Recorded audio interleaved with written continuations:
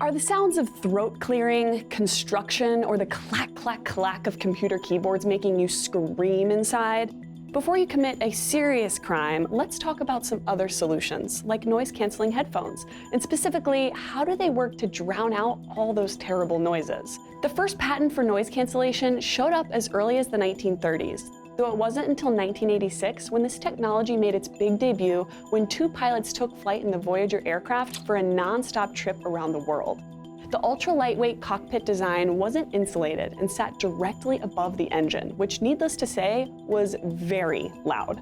Bose provided a prototype device to dampen the sound. Soon after, the aviation industry, the military, and eventually consumers began to adopt noise cancellation technology. To understand how this tech works, we need a little primer on the physics of sound. Sound waves, or pressure waves, are essentially just the mechanical vibrations of particles moving through a medium, like air, which can consist of varying densities. As the particles react to these waves, they compress air together and then expand back out again, producing a series of peaks and troughs. Depending on the density of the medium that they're traveling through, the distance between each point of high and low pressure can vary, which is what we call amplitude. The amount of time between each period of compression and expansion is what's known as frequency, otherwise known as pitch. Most noise canceling makes use of two technologies, and the first is pretty low tech. Known as passive noise cancellation, it's about as complicated as putting your hands over your ears to create a tight seal. Headphones can be molded into specific shapes and include sound-absorbing materials like high-density foam or earbuds that partially block sound waves. Something as simple as an earbud that fits snugly into your ear canal is another example of the tech that's often marketed as noise isolating. Getting a good seal can be a challenge, however, since everyone's ears are different and not all headphones fit equally well. The second technology is active noise canceling. Microphones built into the headphones detect ambient sounds and convert them into an electrical signal. The new sound wave is flipped and is known as an antiphase. When the two waves combine near the listener's ear, the opposing sound waves cancel each other out.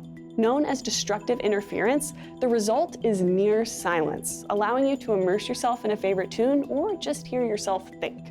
But this technology is not perfect. That's because the microphone and antiphase producing speakers aren't exactly in the same location. The antiphase isn't a perfect inversion of the actual sound, so instead of hearing no airplane engine, you hear muffled airplane engine. Devices with built-in microphones located close to the ear means headphones only have microseconds to calculate an antiphase signal and send the ambient sound to your ears.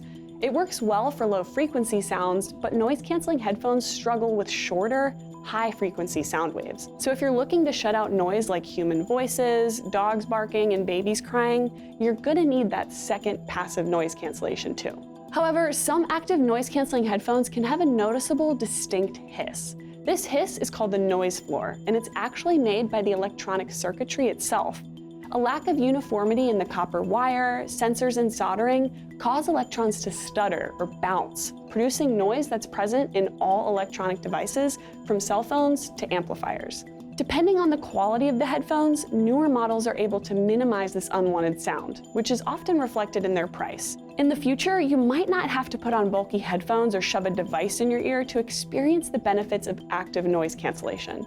It's appeared in cars that use accelerometers in combination with microphones to measure the vibration of sounds coming from uneven pavement, reducing the noise that passengers hear. For more stationary environments, engineers at the University of Illinois are researching how to take advantage of the fact that wireless signals travel 1,000,000 times faster than sound.